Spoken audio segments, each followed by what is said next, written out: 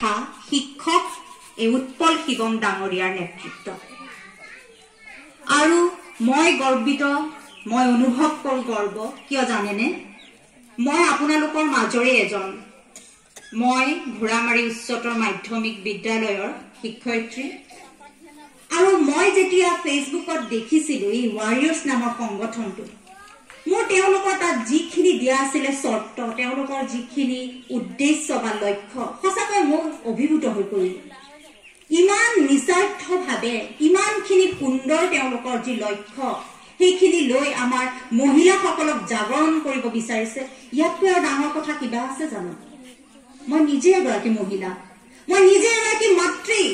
আৰু মই কেনেকৈ সহ্য কৰি মই মোৰ সন্তানটিক মই কাইলৈ কেনেকৈ মই বিপদলৈ পঠিয়াব পাৰিম মোৰ সন্তানটিৰ সুৰক্ষাৰ খাতিৰত নিজৰ সুৰক্ষাৰ খাতিৰত মই আজি ওয়াৰিয়ৰ্ছত যোগদান কৰিলো আৰু ওয়াৰিয়ৰ্ছৰ কাৰণে বা নাৰীসকলক সজাগ কৰাৰ কাৰণে মই দুই এটা যিমান পাৰো যৎপূৰ্ণাস্তি চেষ্টা কৰিছো আৰু মিটিং ভাগৰ আৰম্ভণিতে মই আপোনালোকক এটাই অনুৰোধ কৰিছো যে আহক আমি সকলো আহি এই অনুষ্ঠানটি এই সংগঠনটিনো কি ইয়াতনো কিয় মহিলাক ইমান কিয় প্ৰাধান্য দিয়া হৈছে এবাৰ চাওঁ আৰু আমি সকলোৱে ইয়াৰ এবাৰ যোগদান কৰোঁ চাব ওয়াৰিয়ৰ্স সদায় আপোনালোকৰ কাষত থাকিব আপোনালোকৰ প্ৰতিটো বিপদত ওয়াৰিয়ৰ্স কাষত থিয় দিব গতিকে এই অনুষ্ঠানটি সদায় আপোনালোকৰ কাষত যেহেতু থাকিব এই অনুষ্ঠানটিত যোগদান কৰিবলৈ মই বাৰে বাৰে আপোনালোকক আহ্বান জনাইছো এতিয়া এই অনুষ্ঠানটিনো নাৰীসকলৰ ওপৰত কি কিনো লক্ষ্য বা উদ্দেশ্যৰ ওপৰত কৈছে আহকচোন আমি তাৰ কেইটামান শুনো বা চাওঁ মই আপোনালোকক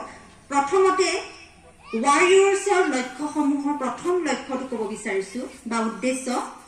নাৰীসকলৰ সৰ্বাংগীন উন্নতি আৰু সবলীকৰণৰ বাবে কাম কৰা এতিয়া চাব নাৰীসকলৰ সৰ্বাংগীন উন্নতি বুলি ক'লে ইয়াত শাৰীৰিক মানসিক বৌদ্ধিক সকলো সোমাই থাকে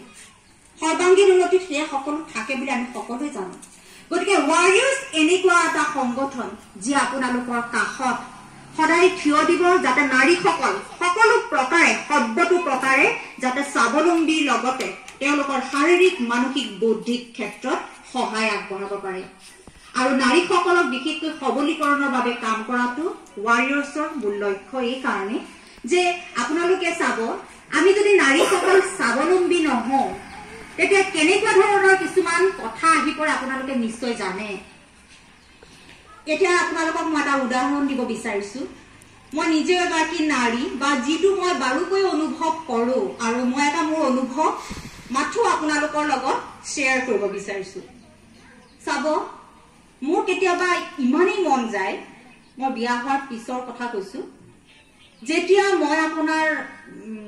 বা দোকান এখনলৈ গলো যেতিয়া মই খুবেই ধুনীয়া কাপোৰ এযোৰ দেখো মই যদি কাপোৰযোৰ লওঁ মোৰ কিন্তু বাৰে বাৰে মোৰ মাৰ মুখখন মনলৈ আহে মোৰ ভণ্টিজনীৰ মুখখন মনলৈ আহে যে আয়ু এযোৰ যদি মই মোৰ মাক দিব পৰা হয় কিন্তু কি হ'ব মই মানুহজনৰ মুখলৈ চাব লাগে যে কিনি দিয়ক হয়নে কাৰণ মইতো স্বাৱলম্বী হ'বই পৰা নাই